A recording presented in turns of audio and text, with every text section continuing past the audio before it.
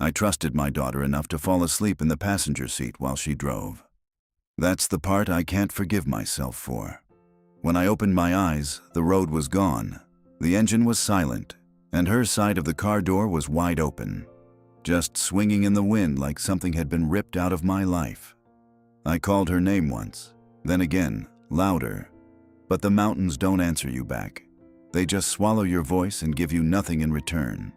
And that's when I realized whatever she had planned didn't start out there in the cold. It started long before I ever got in that car with her. My name's Walter Green.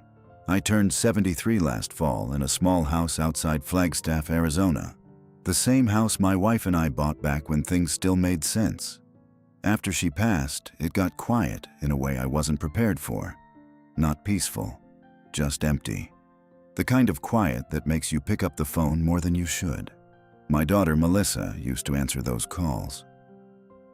Not always warm, but she'd answer, at least in the beginning. She wasn't always like this. When she was little, she used to wait by the door when I got home from work. I'd see her through the window, bouncing on her heels like I was the most important thing in her world. Somewhere along the way, that look disappeared, got replaced with something colder, something measuring. It started after my wife died. Melissa began showing up more often, asking questions about bills, about the house, about what I had set aside. At first, I thought she was just worried about me. That's what I told myself anyway. One night at dinner, she set her fork down and said, "You shouldn't be out here alone anymore, Dad. It's not safe." I remember nodding, grateful even. It sounded like concern. But then she added, "We should probably figure out what happens with the house, just in case." That was the first time it felt off, like I wasn't her father in that moment. I was something else. Something that came with paperwork. Still, I ignored it, because that's what you do when it's your child. A few weeks later, she insisted on driving me out to see some land up north. Said it might be a good investment. Something simple, something quiet. She kept saying that word, simple, like she was trying to sell me peace. I didn't want to go. Not really, but she pushed just enough, smiled just enough, and I gave in. I packed an overnight bag, locked up my house, left everything behind without a second thought. And somewhere on that long drive, with the hum of the road and her voice going soft, I closed my eyes. That's the moment everything slipped out of my hands, and I didn't even know it yet. When I think back on that drive, I remember how normal it felt at first. That's what makes it worse. Melissa picked me up just after sunrise. She had coffee ready the way I liked it, black, no sugar. Said she wanted to make a day of it. "Just you and me," she told me with a small smile. I hadn't heard that tone from her in years, and I held on to it like it meant something. We drove out of Flagstaff, the town shrinking behind us, replaced by open road and pine trees that got thicker the farther we went. She talked about simple things at first, her job, the rising cost of everything, how hard it was making it on her own. I listened. I always listened. Then, slowly, the conversation turned. "You ever think about downsizing?" she asked, eyes fixed on the road. "I'm fine where I am," I said. "House is paid off." She nodded, but I could see her jaw tighten just a little. "Yeah, but it's a lot to manage at your age." At your age. That phrase sat between us for miles. A little later, she said, "If something happened to you out there, no one would even know for days." I gave a small chuckle, tried to lighten it. "Nothing's happening to me anytime soon." She didn't laugh back. Instead, she said, "You don't know that." That was the first moment I felt it. Not fear exactly, but a shift, like the ground under something familiar had moved just enough to notice. We stopped at a gas station somewhere past Sedona. She stayed by the car while I went inside. When I came back, she was on the phone, voice low, turned away from me. As soon as she saw me, she hung up. "Everything okay?" I asked. "Yeah," she said quickly. "Just work stuff." But her hands, they were shaking, just slightly. Enough for me to see. We got back on the road, but after that, she didn't talk much. The silence grew heavier with every mile. The trees thinned out, replaced by rocky hills and long stretches of nothing. No houses, no traffic, just wind and sky. At one point, I noticed we weren't on the main road anymore. "Melissa," I said, looking out the window. "Where exactly are we going?" "It's a shortcut," she replied. "Too fast, too rehearsed." The road turned to gravel. I felt something tighten in my chest. A quiet kind of warning I didn't want to listen to. "You sure about this?" I asked. She didn't answer right away. Then she said, almost under her breath, "It'll be easier this way." I turned to look at her. "What does that mean?" She kept her eyes forward, hands gripping the wheel. "Nothing," she said. "Just relax, Dad." And that's when I made my second mistake. I leaned my head back, closed my eyes, and trusted her anyway. I don't know how long I was asleep. 10 minutes, maybe longer. Out there, time stretches in strange ways. The road hums beneath you, the air gets thin, and your body just gives in. But I remember the moment I woke up. Not all at once. Just a slow pull back into awareness. First the silence. No engine, no movement. Just wind, pushing against the car like it was trying to get in. Then the cold. I opened my eyes, and for a second, I didn't understand what I was looking at. The dashboard was dark. The keys were gone. My side of the door was still closed, but hers, wide open, swinging back and forth in the wind with a hollow creak. "Melissa," I said, my voice rough from sleep. No answer.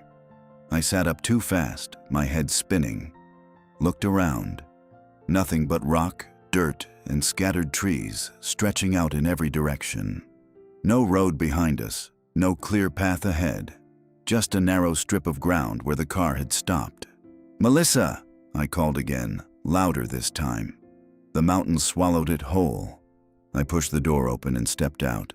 The cold hit me like a slap, dry, biting air that went straight into my chest. I turned in a slow circle, scanning everything, waiting to see her walking back, maybe just out of sight. But she wasn't there.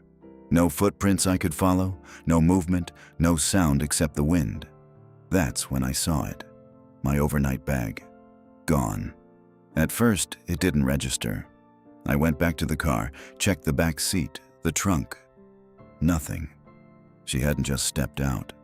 She'd taken things. Left others. My coat was still there, folded neatly. My wallet, still in my pocket.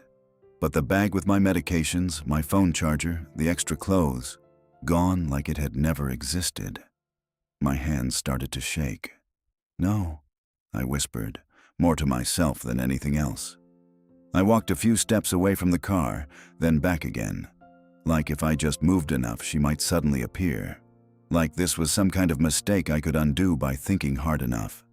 "Melissa!" I shouted again, my voice cracking this time. Nothing came back. That's when the truth started pushing in, slow and heavy. This wasn't an accident. This wasn't her getting lost or stepping away for a minute. She had stopped the car, turned off the engine, opened the door, and walked away from me on purpose.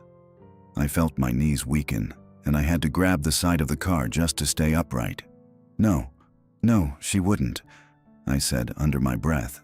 But even as I said it, I could see her face from earlier, the tight jaw, the silence. The way she kept looking straight ahead like she'd already made up her mind about something. And then that sentence came back to me. "It'll be easier this way." The wind picked up harder, pulling at my jacket, whistling through the open door. I stood there in the middle of nowhere, a 73-year-old man with no phone signal, no supplies, and no idea how far I was from anything. And for the first time in my life, I realized my own daughter hadn't just left me behind. She had planned it. I don't know how long I stood there beside that car. Maybe a few minutes, maybe longer. Time doesn't behave the same way when you realize someone you love has made a decision you can't undo. At first, I told myself she'd come back. that there had to be some explanation I wasn't seeing yet. Maybe she'd gone for help. Maybe the car broke down and she walked ahead to find a signal. I clung to that, because the other possibility was too heavy to carry all at once. But then I got back inside the car. That's when things started to fall apart for real. The glove compartment was open. I was sure it had been closed before. I leaned over slowly and looked inside. Papers were scattered. Insurance, registration. But something was missing. It took me a second to place it. The envelope. A thick white envelope I'd brought with me that morning. I hadn't told her about it, not directly, but I'd taken it out of my desk before we left. Habit, I guess. Old men don't travel without their paperwork, property documents, bank statements, copies of my will. Gone. My stomach dropped in a way I can't fully explain, like something inside me had just let go. I sat there staring at the empty space, my hands resting on my knees, trying to breathe through the pressure building in my chest. She knew, I said out loud, barely above a whisper. That wasn't a random drive. That wasn't a suggestion to get out of the house. She knew exactly what I had, and exactly what she needed.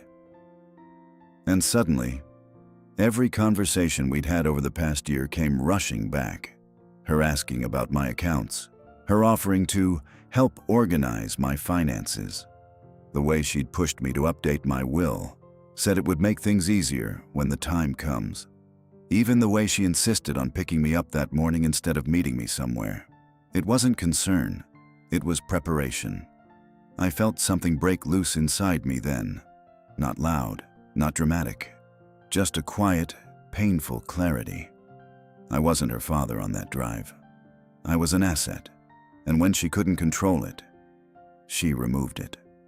The wind slammed the open car door against the frame, making me flinch. I reached over and pulled it shut, the sound echoing too loud in the silence. I checked my pockets again. Wallet, keys, no phone. I must have left it at home on the charger. I always did that when I wasn't expecting calls. A small, stupid habit, now turned into a death sentence. I leaned back in the seat and closed my eyes for just a second. Think, Walter, I muttered to myself. Panic wouldn't help. I knew that much. I'd lived long enough to understand that fear makes bad decisions look like good ones. But the truth was simple. I was stranded. No clear road, no supplies. No one knew where I was. And worst of all, the one person who did know was the reason I was there. I opened my eyes and looked out through the windshield. The sky had shifted slightly, clouds rolling in slow and gray over the mountains. The temperature was already dropping. If I stayed in that car, I might freeze by nightfall. If I walked, I had no idea which direction would lead me to anything at all. I gripped the steering wheel with both hands, steadying myself. This is what she wanted, I said quietly. Not out of anger, just understanding. She didn't need to hurt me directly. She just needed to leave me somewhere the world would finish the job for her. And sitting there in that silence, I realized something else that hit even harder than the cold creeping into my bones. She wasn't coming back. I don't know what pushed me to move. Instinct, maybe. Or the simple understanding that sitting there was the same as giving up. I took my coat from the back seat, put it on slow, careful, like every movement suddenly mattered. Then I stepped out of the car and closed the door behind me. I didn't lock it, didn't see the point. The wind had picked up, colder now, sharper. It cut through the trees and across the rocks like it had somewhere to be. I stood still for a moment, looking around, trying to read the land like I used to when I was younger, back when I believed I could handle anything. There was a slope to the left, shallow, leading downward. Water usually ran low, I remembered that much. Where there's water, there's people, eventually. So I started walking. Each step felt heavier than it should have.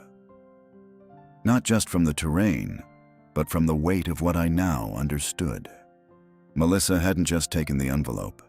She'd made sure of everything. As I walked, pieces kept falling into place. Small things I'd brushed off before. 2 weeks ago, she'd asked for copies of my ID, said she needed them for some paperwork. I gave them to her without a second thought. A few days after that, she insisted on helping me organize my documents. Sat at my kitchen table, flipping through everything, quiet, focused. I remember asking her if something was wrong. She smiled and said, "I'm just trying to make things easier for you, Dad." Easier. Now I understood what that meant. She didn't just want the money. She wanted control over when it became hers. And if I was gone, out here, lost, no witnesses, no explanation, there'd be no questions that couldn't be smoothed over with the right papers. An old man wandered off. An accident. Exposure. It happens all the time. I stopped walking.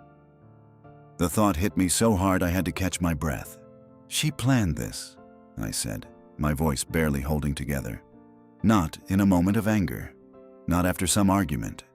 This had been building, piece by piece, step by step, until all that was left was to drive me out here and walk away. My own daughter. I felt something rise in my chest. Not just fear anymore, not just sadness, but something darker. A kind of betrayal that settles deep, like it belongs there. I looked back once. The car was already smaller in the distance, just a shape against the empty land. She had left me there like something to be forgotten, like a problem that solved itself if you walked far enough away. I turned forward again and kept moving, slower now, careful with each step. The sky above had gone dull, heavy clouds pressing down like they were closing in. The light was fading faster than it should. I didn't know how far I'd make it. Didn't know if I'd make it at all. But one thing was clear now, clearer than anything in my life before this moment. If I stopped, if I let myself sit down and rest, I would never get back up again. I kept walking until my legs stopped listening to me. That's the truth of it. There's a point where your body just decides it's had enough, no matter what your mind is screaming at it. Mine came sooner than I expected. The ground dipped lower, just like I'd hoped, but there was no water, just dry rock and brittle brush that snapped under my shoes. My breath turned shallow, each inhale sharper than the last, like the air itself was working against me. I stumbled once, caught myself, then again, harder this time. "Keep moving," I muttered, though the words barely made it out. The light was fading fast now. That gray sky had swallowed the sun completely, leaving everything flat and colorless. The kind of light that makes it hard to tell distance, makes everything look farther than it is, or closer. I couldn't tell anymore. My chest tightened with every step, not just from the cold, something deeper. A pressure building, steady and unforgiving. I pressed a hand against it, slowed down, tried to breathe through it like the doctor once showed me. It didn't help. I looked up, scanning the horizon one more time, hoping for anything. A road, a light, a sound that didn't belong to the wind. Nothing. Just empty land stretching out in every direction like it had no end. I took another step, and my foot didn't land right. The ground shifted beneath me, loose rock giving way. My leg buckled, and this time, I didn't catch myself. I hit the ground hard. The impact knocked the air out of me, and for a second, I couldn't breathe at all. Just lay there, staring up at the sky, mouth open, chest refusing to work. "Come on," I whispered, forcing it. Air finally came back in a ragged pull, but it hurt, sharp and deep, like something inside had torn loose. I tried to sit up. My arms shook. Tried again. Nothing. The strength just wasn't there anymore. I rolled slightly onto my side, feeling the cold seep through my coat, into my bones. The wind moved over me like I wasn't even there. And for the first time since I woke up in that car, I stopped trying to get up. I just lay there. My eyes drifted shut for a moment, then opened again slowly. The sky above had darkened, the first hint of night creeping in at the edges. I thought about Melissa. Not the woman who left me out here, but the little girl who used to wait by the door. For a second, just a second, I almost convinced myself they were the same person. My lips moved, but no sound came out. I tried again. Melissa. The wind carried it away before it could become anything real. My hand shifted weakly against the ground, fingers brushing over the dirt, searching for something to hold on to.